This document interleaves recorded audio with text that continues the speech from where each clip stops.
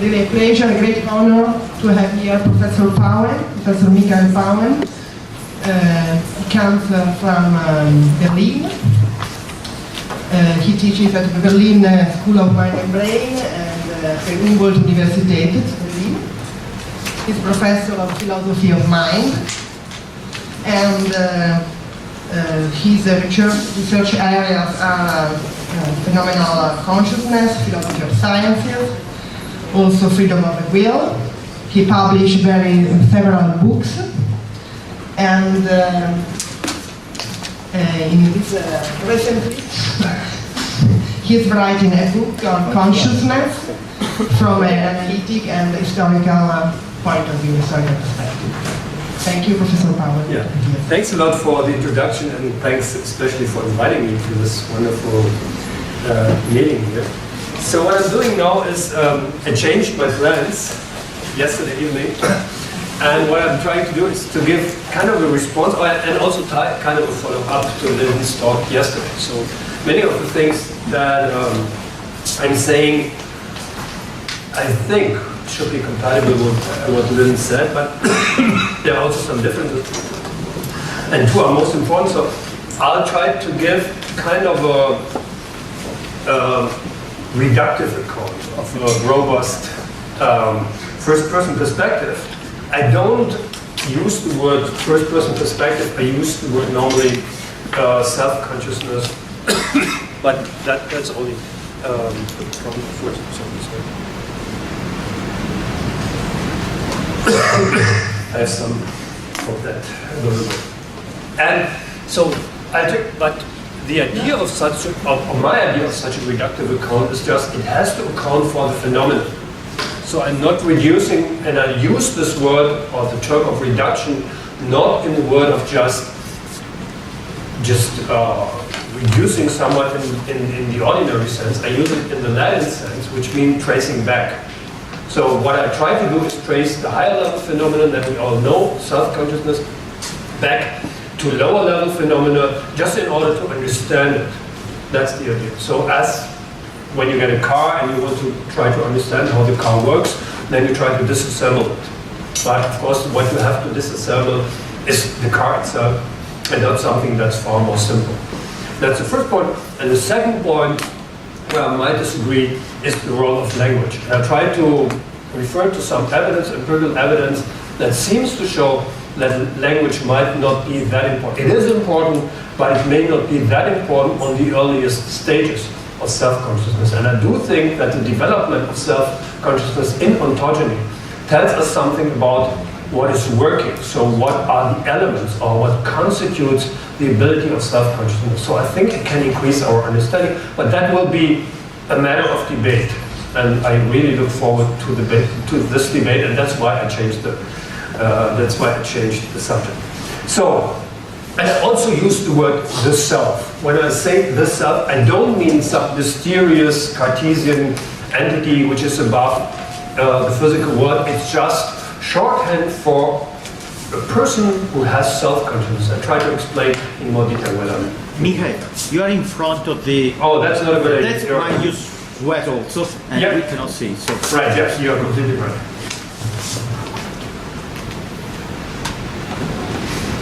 Is this better? Yeah. Okay. For me it is. I don't know for It's better for you also? It's okay, yeah. Okay.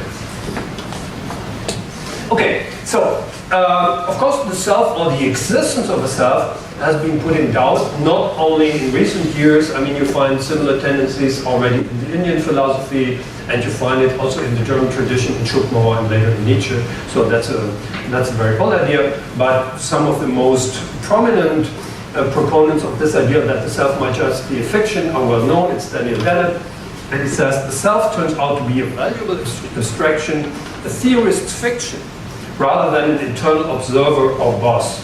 If the self is just the center of narrative gravity, and there, I mean, in order to understand this, you have to know Dennett's theory of consciousness. Then it thinks that anything we think about ourselves is some kind of narration, some kind of story that we make up of certain facts.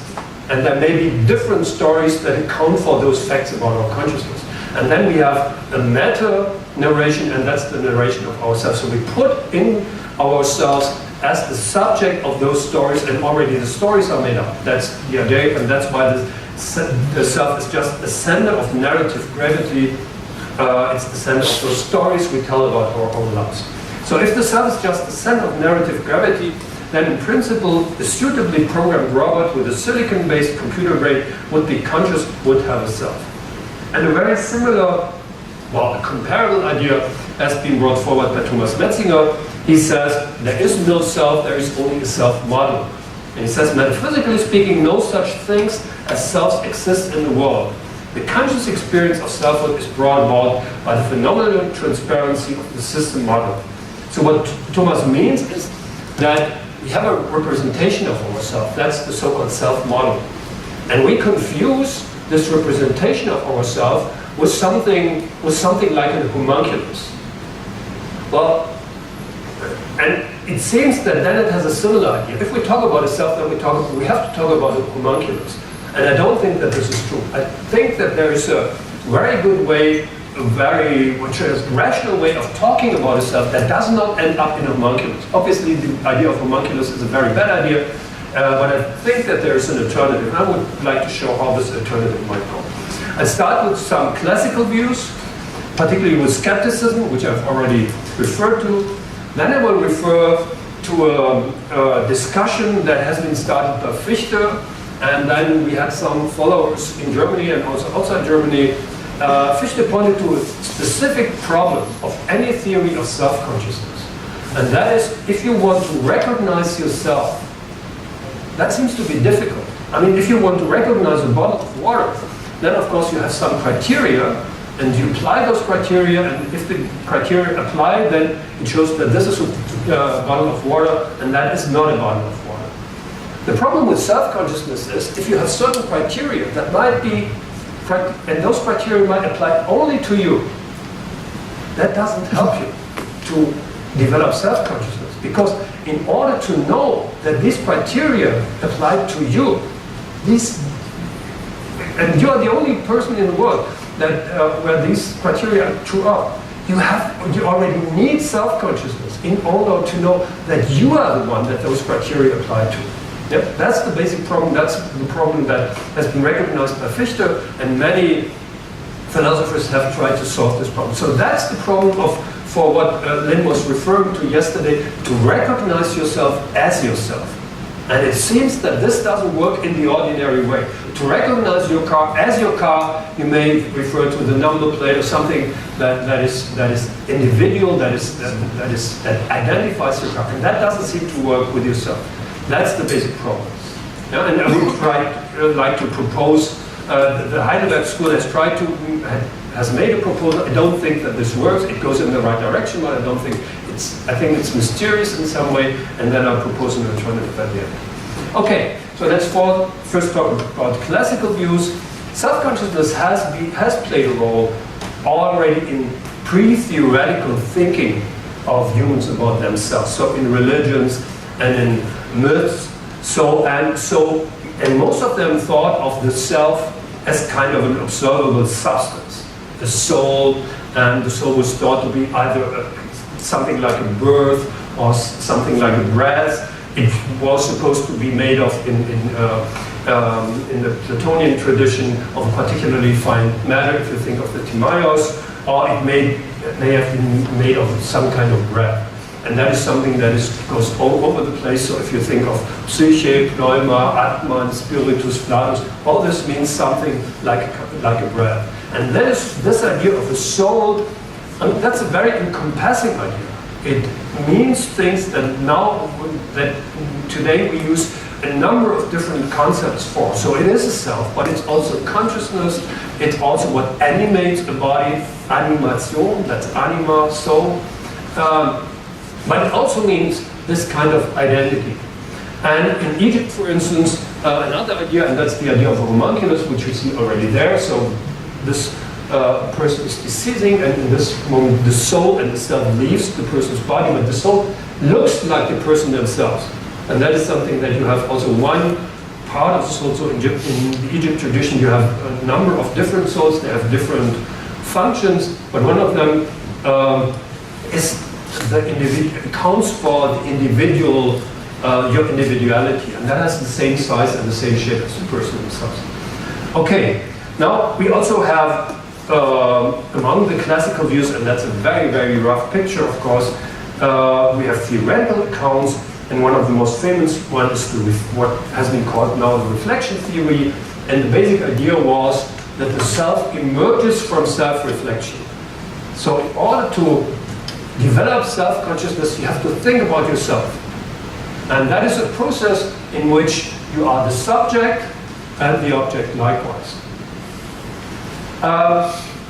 And of course, the contents of self-awareness, so for instance, if you think about your fear, your present fear, or you're being nervous, or whatever you think about, that's immediately present to your introspection. And in introspecting, you become aware of it and you develop self-consciousness. However, and that was the idea of Fichte, and maybe that's already present in Kant, that's not so clear. The problem is that this does not account for the existence or the development of self-consciousness for the reason I already gave, because in order to recognize your fear as your fear in such a process of reflection, you already need some kind of consciousness regarding your fear. Yeah? So for this guy, recognizing himself in a mirror, he already needs some idea of how he looks. So he already needs self-consciousness. Yeah? So in order for Antonius, the friend of Adrian, to recognize himself, he already needs an idea of himself. So that theory doesn't work.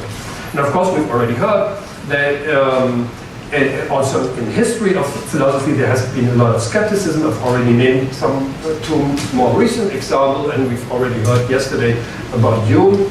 I don't think that Hume really wants to deny something like self-consciousness. I don't think that this is really what the focus is for Hume, and I don't think it's the focus for Descartes.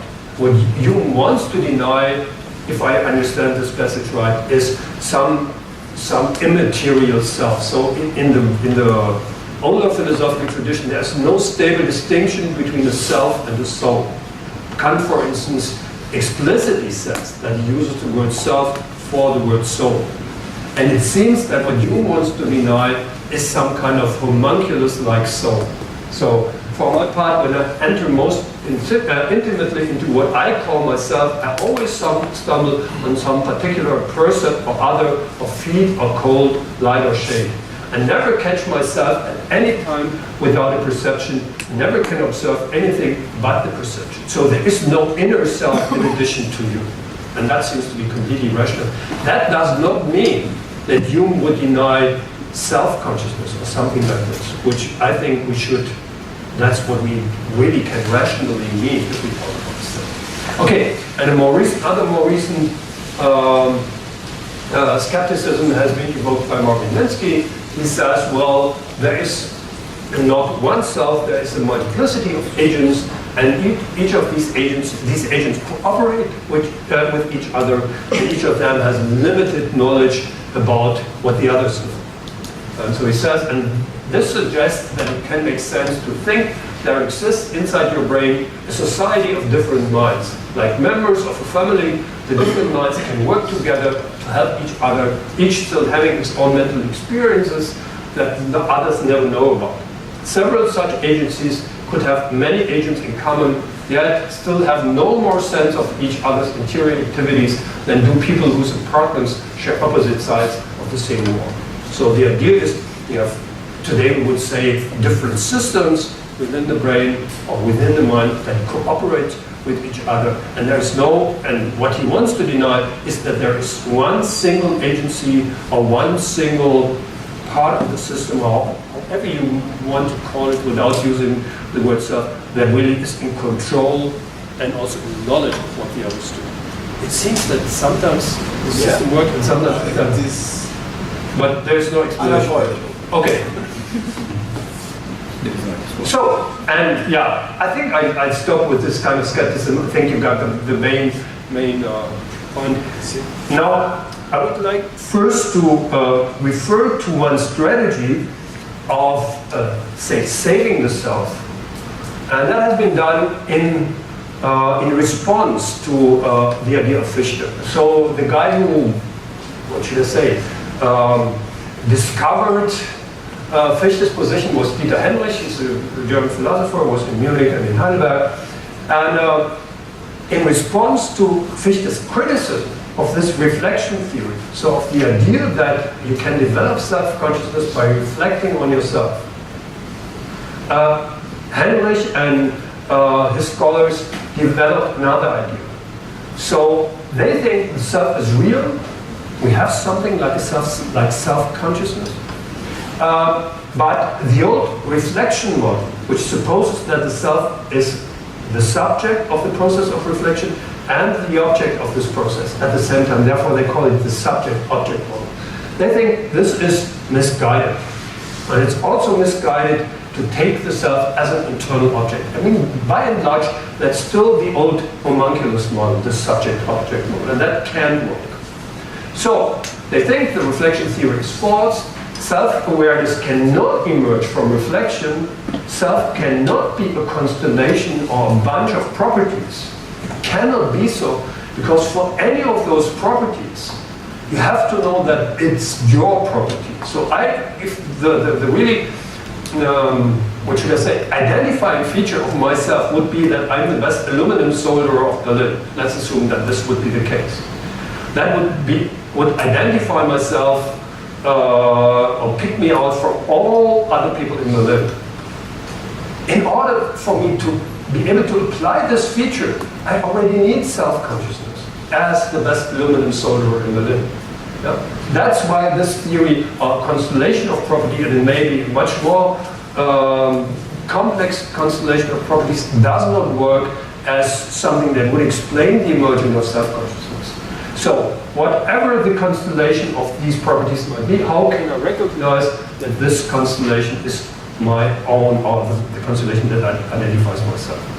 So their conclusion was, because reflection and the subject-object model doesn't work, the self-awareness has to be pre-reflexive, or it has to start with some kind of awareness that is pre-reflexive. So you will have to have some access to yourself before you start reflecting on yourself. Of course, you can reflect on yourself, but in order to be able to do so, you need something that goes on before that.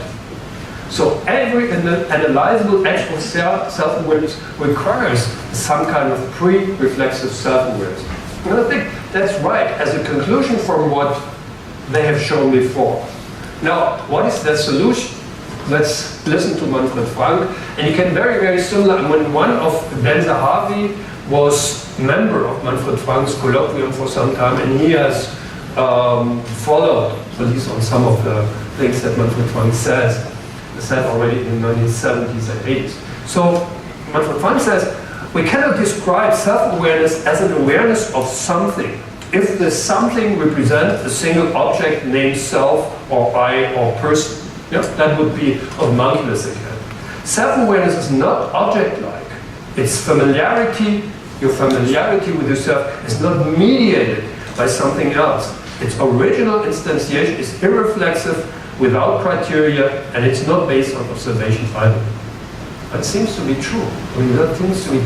But does it tell us anything about what self-consciousness is? Now we know what it is not, but that doesn't help us very much. So we need a positive account. And I think that's, and they never, and the members of this Heidelberg school never went beyond this, just stating that the old reflexive model doesn't work. So pre-reflexive self-awareness is almost unintelligible because it's defined only negatively. It's just a formal requirement for an analyzable act of self-awareness. We know that reflection doesn't help, but what does help then? That's still an open question. So, and it can exist even if Dennett or Minsky are right. So it doesn't tell us anything specific about ourselves. It's just the starting point, and we just don't know how the starting point come about. So, so the consequence then would be that the pre-reflexive self, either we can make it intelligent, we can say something positive about it, or it can be necessary. It wouldn't help us. So we need additional explanations, and that's what I would like to do in the following. So what I try to do is I would like to start with some minimal criteria of self or self-awareness. So that's something like describing the phenomenon. So I said at the beginning, if you want to give a reductive account, and that means explain something, then of course you first have to agree of what the phenomenon is. Of course you can come up with an explanation of consciousness, define consciousness as behavior disposition, and then you end up explaining behavior. That's not what you really wanted to do at the beginning.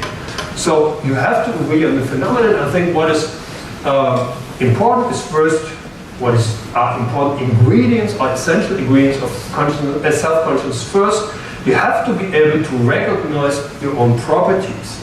For instance, you have to be able to recognize your body and be able to distinguish your body from somebody else's body or something that's outside the body. And that's a basic ability that's instantiated in many animals,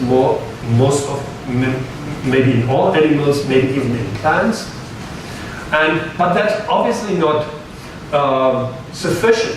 So what you need in addition is that the recognition has to be, I call it transparent. You can use whatever words you know, but the important part is that your properties or your body, what belongs to you, has to be recognized as your body. So you have to recognize yourself as yourself. And what that means has been already explained by Lynne yesterday. So of course, a dog can recognize himself or themselves in a mirror in some sense. But he looks at himself as a matter of fact, but he does not need to recognize himself in a mirror. That's the difference. I can talk about myself as a matter of fact when I'm talking about the best aluminum solderer in Berlin, but without knowing that I'm the one, I'm not talking about myself as myself. So that's what this locution is supposed to mean. The recognition has to be transparent. I have to know that I'm the one I'm thinking about. That's the basic idea.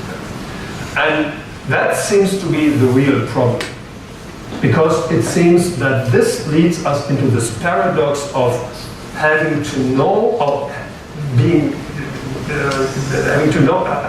needing self-consciousness in order to apply the criteria that identify myself. Yeah, that's this paradox of self-consciousness. Okay, and then the third criterion that we need for something like real self or self-awareness, that's kind of a stability of these descriptions, and that would include the self-concept. And that's what I think where language comes in. I don't think that we need language for the second criteria, but we'll see how far that goes. And that also includes autobiographical memory. So in order to have a real self, of course you need access to your own autobiographical memory. We would say that somebody has a self-disorder if you would say I have a self-disorder if I would claim that I'm Napoleon or, I don't know, George W. Bush or whatever you would like. Okay, so the problem then is this transparency, and that means recognizing yourself as yourself. Now, how can we explain what are the options that we have for getting a deeper understanding of how this ability comes about? That's what I would like to do. And I think one candidate is the body scheme, or what has been called the core self by Damasio. So it may be that the body plays an important role in recognizing or having this immediate access to yourself. And the second option that I would like to try, and I don't think that these options are exclusive, they might go together, is some kind of perspective-taking theory of mind or secondary intersubjectivity. So in this case, this strategy, the first strategy is in some way self-centered. So you get self-consciousness, this very, very basic form of self-consciousness, by access to your body. But it may also be, and that's the strategy that I would like to stress, that you develop self-consciousness by having a certain, by taking the perspective of somebody else and thereby distinguishing what is specific for you by contrast to what is specific for somebody else. Yeah? And of course, everybody should know that theory of mind, in theory of mind debates, you have to take the theory with a grain of salt. So that's not a theory in the real sense of the word, at least on some understanding. Okay, now let's talk about first the body scheme. So body scheme means that you are able to recognize your body as your body. Not on a personal level, but you have a direct feeling that your body is your body. And you will react differently. If, for instance, somebody takes a hammer and he approaches your hand, and you will immediately withdraw your hand. You wouldn't do this if they would hit this bottle. So there seems, and that seems to be very intuitive and very, very deeply rooted access to your body that is sub-personal. And it seems, or it's at least possible, I will not take a definite position in this respect. But I think it's very plausible to assume that the body scheme, so your pre-personal or sub-personal access to your body, is part of this immediate, what should I say, immediate relation that we have of ourselves. So, and that seems to be also present in non-human beings. It's non-cognitive, it's sub-personal, and seems to be represented as a feeling. And that's one of the intuition that the proponent of this pre-reflexive self seem to have. There's some kind of, there's a German word, Vertrautheit. Anybody who can translate it? Being familiar with yourself on a very deep level, that seems to be the idea. And being familiar with your body may be part of this familiarity with yourself. That's at least the idea. And what is also telling are disorders of this body scheme. So it may happen that you perceive your own limbs as something external. Yeah? There are these famous stories by Oliver Sacks, and there's psychological disorder, so metaparaphrenia, where you really think that parts of your body are not parts of your body. It's completely irrational. But that's the important point. It doesn't help those patients that you tell them, well, that's your leg. It's part of your body. That doesn't come for them. It seems to be that there's something missing that is not affected by rational arguments, which are obvious. Yeah? And that's why I think that may play a role in this immediate self-familiarity. It can be misled by illusion. I will give you 2 examples. And it doesn't seem to be possible to compensate this disorder volitionally. It's very difficult to say whether this is really, or to make a definite stance on it, whether it's possible, because those patients, in many cases, have a number of different disorders. And if they are not able to compensate for that, you don't know exactly why they are not able. There may be different reasons. They may be affected by all kinds of disorders, and maybe it's not the disorder of their body scheme. But then it's very likely that it is. Okay, let's talk about how the body scheme can be tricked. So that's a study by Pauen. Many of you will know it. This patient has phantom pain in his left arm, which didn't have a hand anymore. The hand was cut. And Pauen tricked him, this is a mirror, tricked the patient into believing that the left arm was connected to this hand, which was just a mirror image of his right hand. And it turned out, according to Pauen, some of his theories and studies are a bit spectacular, and you can never be sure what you can believe and what you can't believe. But according to the study, the patient really thought and had the feeling, included this mirror image into his body scheme, and thereby succeeded in overcoming his phantom pain. Yeah? Okay, that is at least possible, and that again would show that this body scheme does not react on rational, it's not a process on the personal level, it seems to be on the subpersonal level. And there's independent evidence, the so-called rubber hand illusion, that is also, and many of you will know this. So in this case, the experimental subject will have his right hand covered by some kind of barrier, so they can see the right hand. But on this obstacle, there's a rubber hand. And then the experimenter will touch the the subject's hand and will touch the rubber hand in exactly the same way. And the consequence will be that the subject will include the rubber hand into their body scheme. For instance, if you take a hammer and approach the rubber hand, then the subject will retract their real hand. So they will really see or include the rubber hand into their body scheme. And that seems to show again, and that's the point that I would like to make, that the body scheme is something sub-personal. And that it's at least a good candidate of constituting this basic self-familiarity. But I have a second candidate, and that's perspective taking. So that's completely different. It's cognitive, at least to some extent. It's personal to some extent, and it requires a second-person perspective, that is taking the perspective of a person with whom you are cooperating, whom you try to understand. So what are the requirements? The first requirement is you have to be able to distinguish between candidates with whose perspective you can take and candidates or beings whose perspective you cannot take. So for instance, you wouldn't do perspective taking or would start to do a second person perspective with this camera. And you wouldn't, so small kids, in order to be able to develop this ability, first have to develop a distinction between humans, with whom they can take, whose perspective they can take, and non-human beings, and of course artificial objects, and they should be able to do so very, very early on.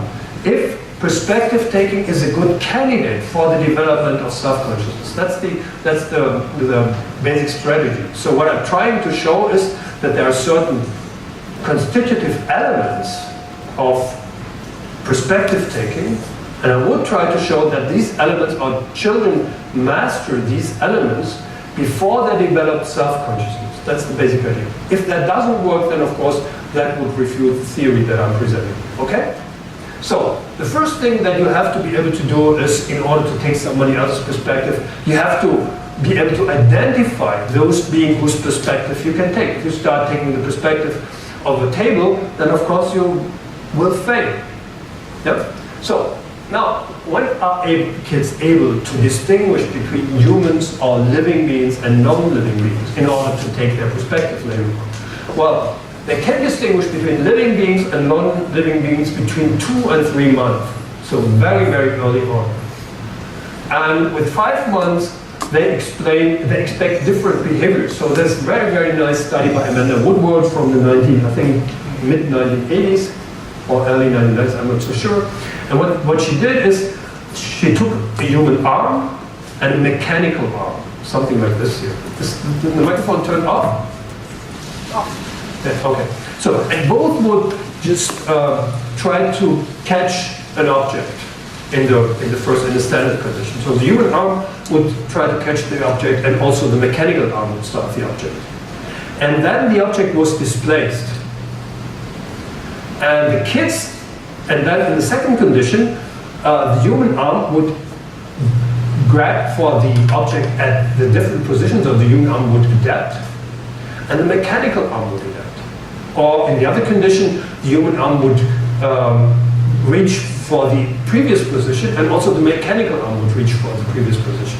Well, and it came out that the children expected the human arm to change the position, because obviously the human person had an intention to get this object, whereas they expected that the mechanical arm would not change the position. So the mechanical arm would perform the same behavior as before. So the mechanical arm would not have the intention to get the object, it just performed the mechanical movement. So, and this happened, and this study has been replicated very often. So this seems to show that first, kids with 5-month-old can distinguish between human arms and mechanical arms, and they attribute intention to the human arm on a very low level, of course, but not to the mechanical arm. Yeah? So they are able to distinguish, and they have different expectations as far as behavior is concerned. So, and that's obviously a very good starting point for perspective taking. It's only a starting point, but they're able to distinguish. And with size between 7 and 9 months, they're able to distinguish between humans and non-human animals. And that seems to be important, and that's something I would like to talk about with Lynne. That seems to show that they can make very basic distinctions before they are able to master the relevant language. Mm-hmm. Yeah, and there is some evidence that once kids start to master language, then their ability to distinguish gets a bit confused before they develop basic level concepts. So it seems that there is a pre-linguistic ability to distinguish, which is concept-like, or psychologists say it's category distinction. But that's not important. The important point is that they're able to distinguish. Now, second point. Of course, kids just distinguishing between humans and non-humans isn't sufficient for perspective taking. Oh, sorry.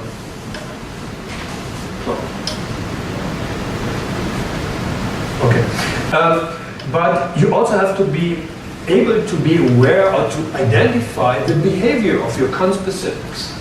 And one study that has shown this very early on, already in the 1980s, is a study by Meltzow, who showed that kids have the ability to imitate soon after birth. So if you protrude your tongue, then kids right after birth are able to do the same. If you do the same with a mechanical object, then they do it then they don't protrude their tongue, but they take it back in order to take up the mechanical. So it seems that they are able to, they are aware of a specific kind of behavior of their conspecifics. And now there is a theory around, so why are they able to do this? How are they able to do, to translate the visual information into behavioral information? That is into their own behavior.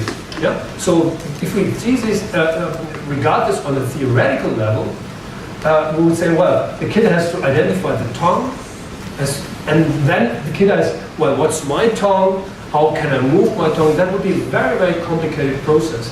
But there is now more recent evidence around that has been proposed by Vittorio Velese together with Valentina, and the idea is that there's a direct coupling between the motor system and the cognitive system that really helps the motor system and the cognitive system to draw on motor abilities and to translate it into your own behavior, or translate the behavior that you are already able to perform into own cognitive evaluation. And that's something that seems to go on here in this case. And that would be very, very helpful to take somebody else's perspective. Yeah, for instance, if you think, and that seems to be the case, if you think of the detection of emotion, if you see the mimics in the face of somebody else, then of course knowing on a subpersonal level what you have to perform in order to perform this mimic, and what goes on when you perform this kind of facial movement, namely that you have a certain emotion, would help you to interpret the faces of somebody else. Okay, so this third requirement, and that's the most important one so far, I try to show that you are able to identify the candidates for perspective taking, that you can be aware of their movements or their behavior that from very, very early on, but you also have to be able to make a distinction between what they do and what you do, or in the ideal case, what they feel and what you feel. And there's evidence around that this is also possible from very early on. How much time do you have left? 5 to 10 minutes. Okay. So until 20 past 10, between 20 past and 5 to, okay. So you have to be able to do a perspectival distinction. By that I mean you have to be able to recognize mental states in other persons that you don't have. Yeah, you have to be able to, you have to be aware that somebody. Can you make? What about doing this without the microphone? Can you hear me? No. No. Sorry. Okay. So 6 weeks old are able to distinguish emotions in facial expression. So they can distinguish what the different facial expression, for instance, in their caregivers. In 4-month-old, they are able to use emotional expression to assign a voice to a certain character in a movie. So if they see a movie and they hear a voice that doesn't fit to the emotional expression, they become irritated. Okay, and in 9th-month-olds are able to use the facial expression of their caregivers in order to assess a special situation. So that's called social referencing. So if a child, a 9-month-old child, is exposed to potentially dangerous situations, for instance, a toy which they don't know, they look at their mother, and if the mother is just relaxed, then they take the toy. If the mother doesn't look relaxed, then they won't take it. And that supposes the child doesn't have this emotion. The child is able to interpret the emotion of the mother. So the child is able to take the perspective of the mother and assess it in order to assess their own situation with 9 months. Okay, and also in 9 months, they seem to be able to take the perspective of somebody else in general, also with regard to perspective and to feeling. That's what I'm going to say. Now, let's look when the first signs of self-awareness at empirical data with regard to the first signs or first indications, first cues of self-awareness. So when are kids able to recognize themselves as themselves? In the empirical test, that's something that Lynne alluded to yesterday. That's a so-called whoosh test or mirror test. And kids are typically able to pass this test between 15 and 21 months. Of course, this test is like any empirical test. It can be debated. It can be debated whether it really shows what it's supposed to show. So it's very far from being perfect. But it's one of the best tests we have so far. It can be improved, as anything can be improved. But that's something that shows kids before this age, they just try to talk to the person in the mirror. They try to play with them or whatever. And kids beyond that age just grab at their nose. Also, I didn't explain. So what you do with the kids, you just put a red dot on their nose. Of course, they shouldn't realize that there is this red dot. And then you place them in front of the mirror. There you see the red dot. And if they touch their nose in order to remove the red dot, then obviously they recognize themselves. And that seems to be one form of self-awareness, being aware of yourself as yourself. They see that they look it's not only in fact that they look at themselves, but they understand that it's themselves that they see. So it's directly parallel to this. Sorry.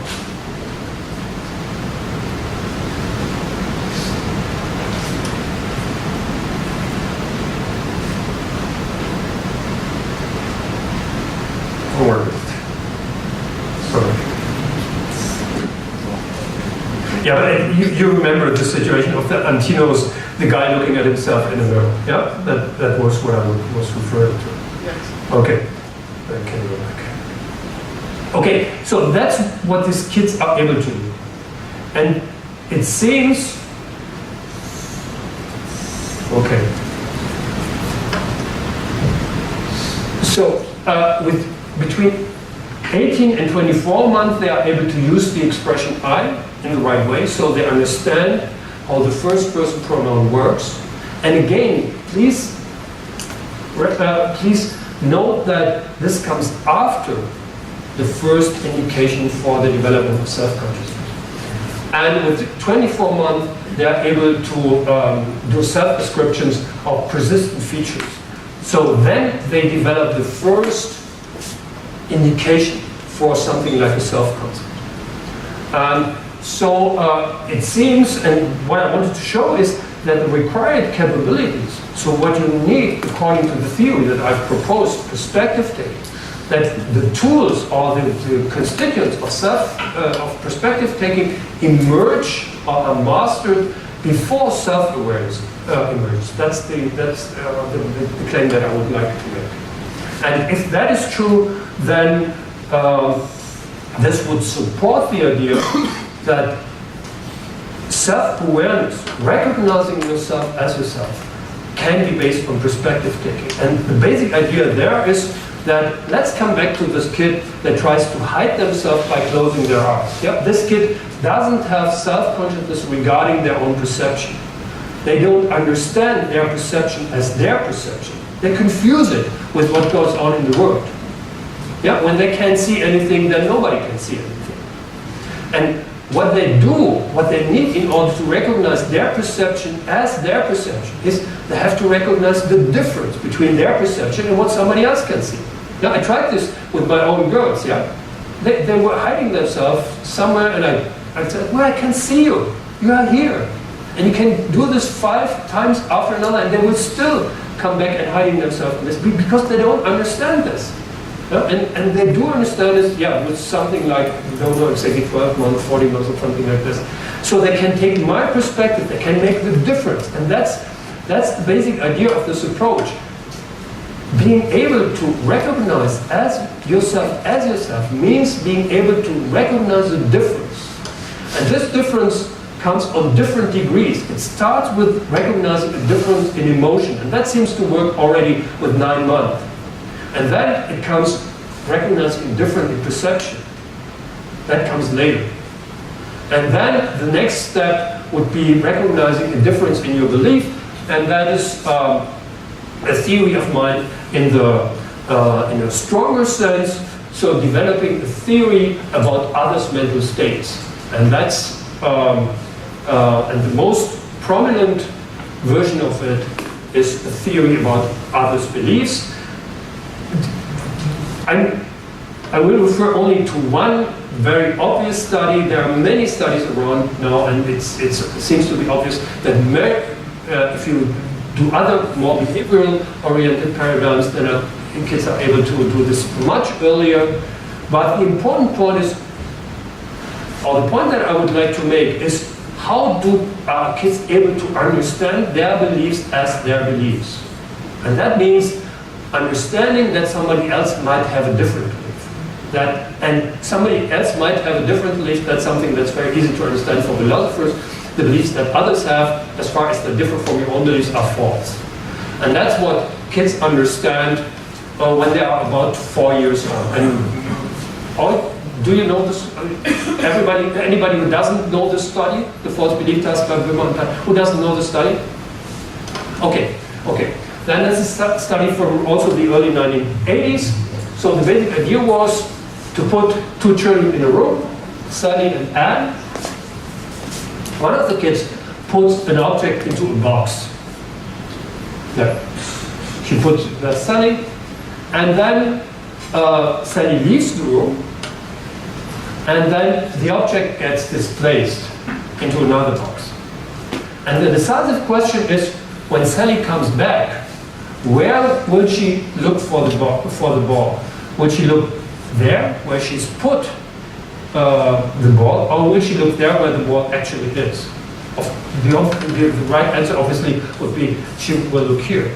But kids up to 4 years will say she look here, because they are not able to distinguish between what is really the case and the beliefs, the false beliefs of somebody else. That's the important point. So they develop the ability to recognize and that's the philosophical conclusion. They develop the ability to recognize their beliefs as their beliefs in this age. I mean, it's not a black and white picture. They develop previous abilities much earlier, but if you do the experiment in this way, it's a very stable finding that it takes between 36 and 48 months. So, and the conclusion then would be, it's not a single ability to recognize yourself as yourself. It's a gradual ability that develops on certain stages regarding emotions, regarding perception, regarding beliefs. And it's also an ability that develops on the level of cultures. And I could give some examples how cultures are not able to recognize what is specific for them as something that is specific for them. So cultures also develop self-consciousness in some respects. Okay, so that's it.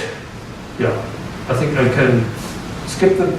So I try to show that self-awareness is not a fiction against skepticism by Dennett, Metaphysical, and other.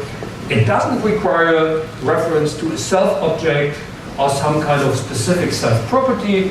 What it does require is to recognize yourself as yourself, and that can be explained as the ability to distinguish between certain features of yourself, certain abilities of yourself that are specific for you, and that is something that seems to be based on abilities that kids develop from very, very early on. Okay, that's it.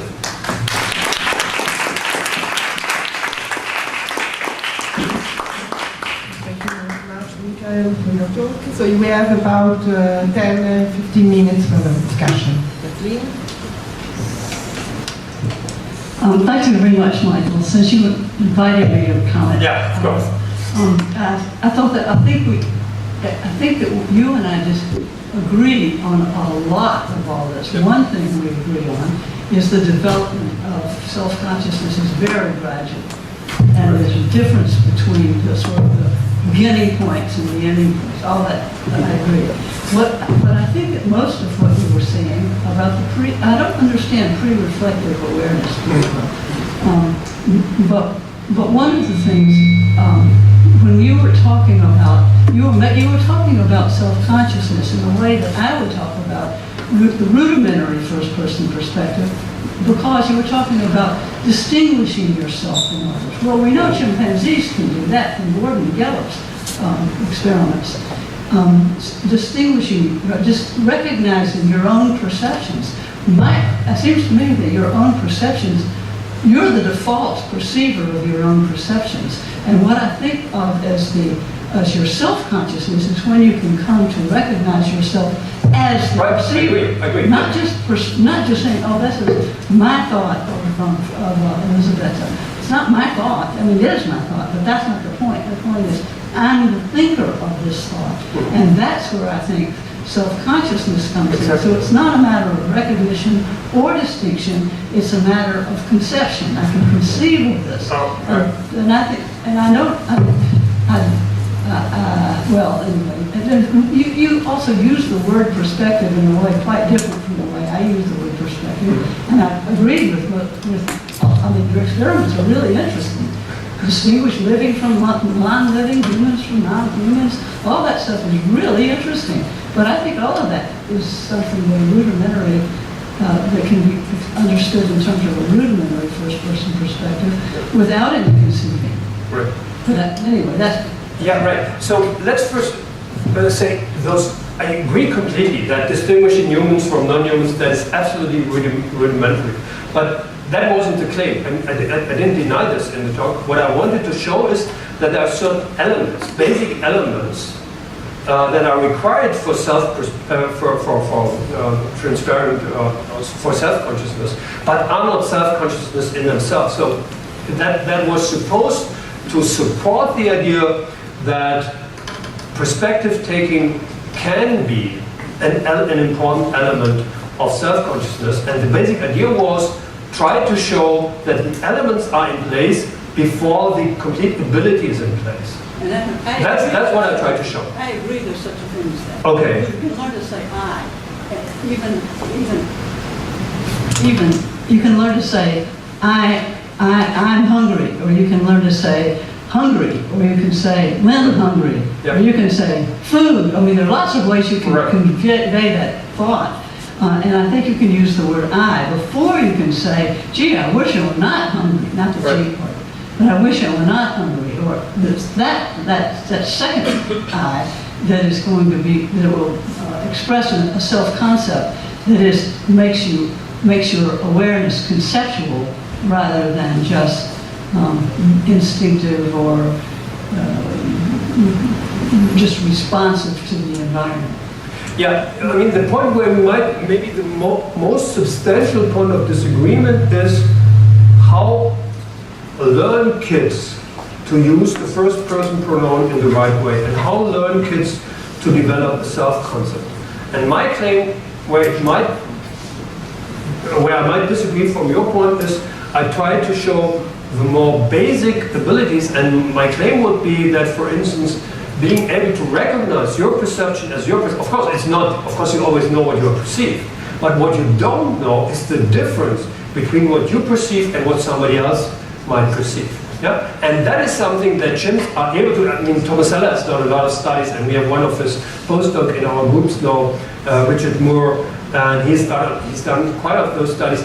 And chimps are able to do this in a very, very rudimentary way.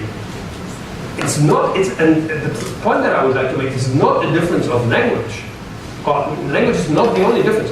There are many things that chimps not able to do that humans are able to do before they develop language. And of course, the fact that we are able to develop language, use the first person pronoun in the right way, and develop self-consciousness requires all these abilities that come before developing a language. Okay. Next question, Elisabetta. Very interesting talk, and I would like to come back to a point that you left unsettled in the first part of your presentation. And it has to do with it's called the metaphysics of self-consciousness.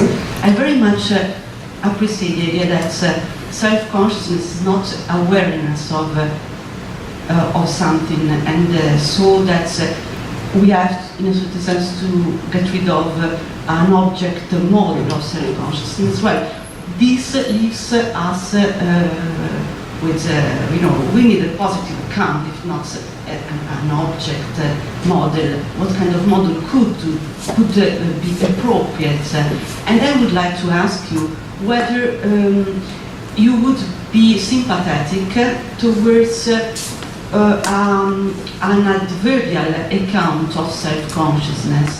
That is, self-consciousness is not an awareness of something, but it is a way of being aware.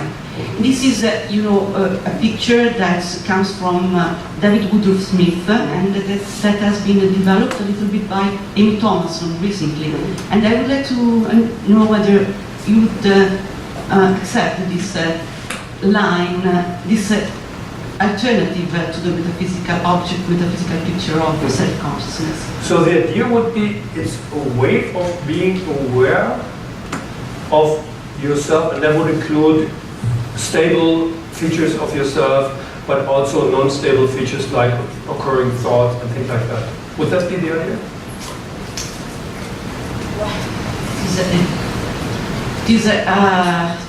To cash out this self-consciousness in an adverbial way is to say that it's not, it's a way in which you experience, maybe not just yourself, but also the outer world. Yeah. And I think I can agree with that. I mean, it depends on what the details are. So in my case, the details are, among the details should be, of course, some kind of stable background conception. That's the self-concept. I agree completely, that's what I need. I have to conceive of myself as a person with certain features, male, whatever. But it also requires certain non-stable abilities, namely to recognize my present mental situation and to distinguish it from the feeling or the thoughts that somebody else might have. Yeah? So, I mean, if I discuss with you or with Lynne, then of course the first thing I try to do is, what are you thinking, or what's the difference between your opinion about self-consciousness and my opinion? And that helps me to shape my idea of my own, what is specific for my own point of view. And I think that's this, as far as I can see, essential for being aware of developing self-consciousness with respect to your own thoughts. And if that squares with that, then we'll do it. Next question, please. I really enjoyed the talk, Michael. Only one question about the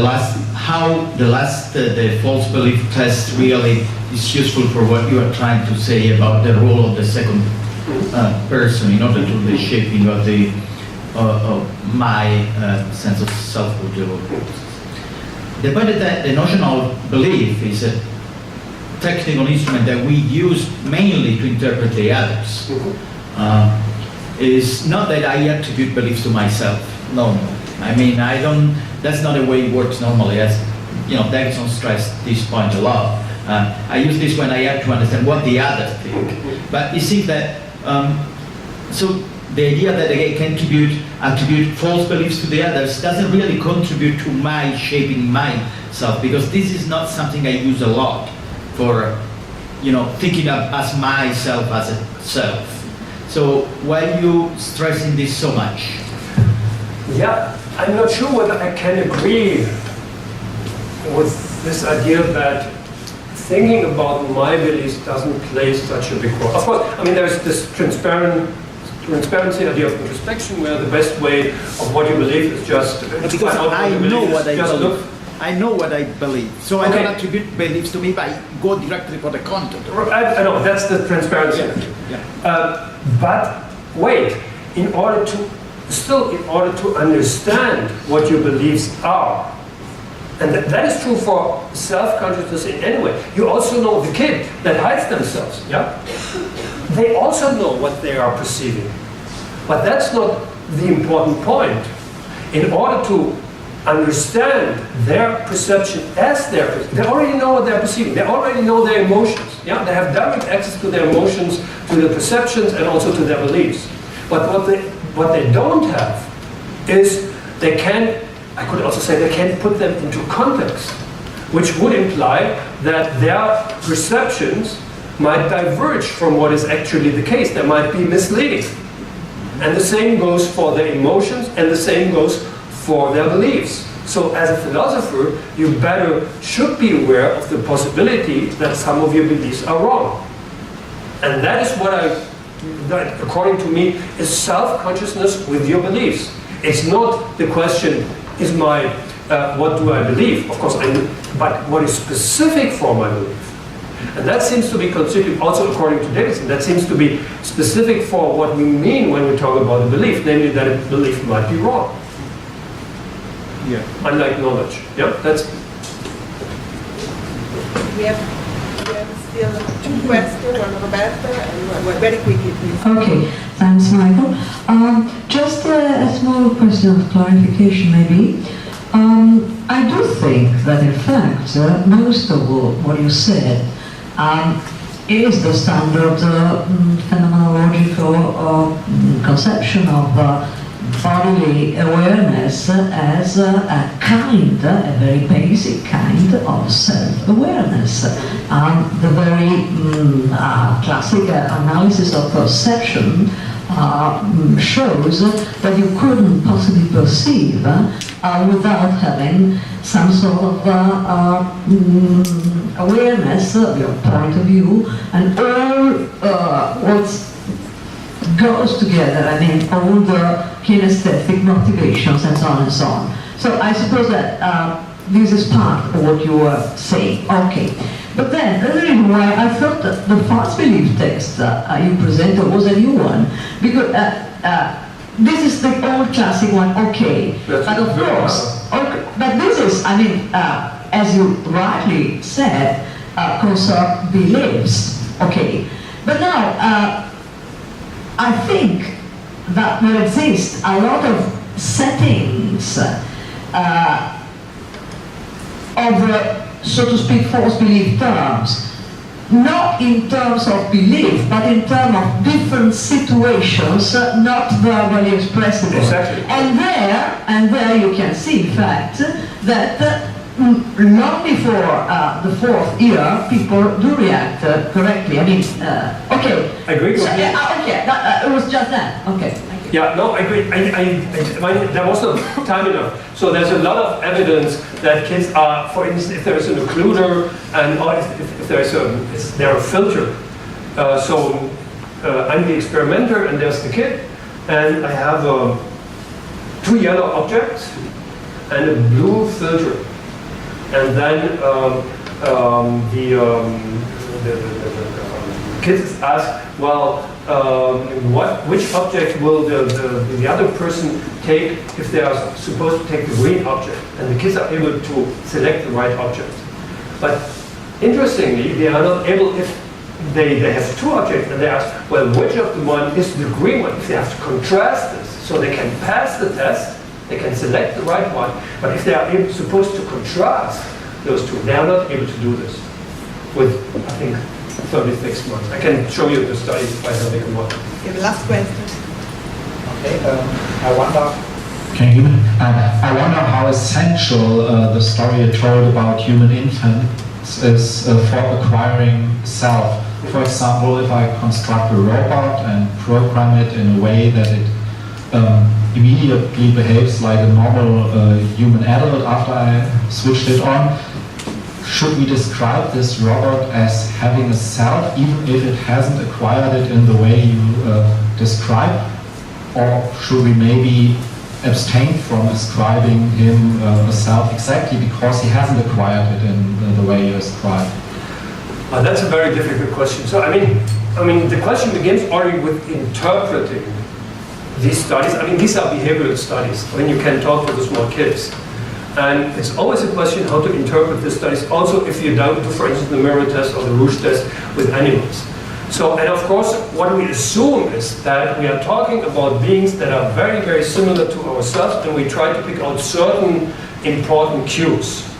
And of course, if we apply those cues to other systems, then they might not be sufficient. So, in order to be able to make a real assessment of the abilities of robots, I think we have to know much, much more about higher cognitive functions. Yeah, what is specific for them. Of course, you can always construct robots that behave in a certain way that you think so far is important for consciousness, self-consciousness, whatever, but they don't have anything like this.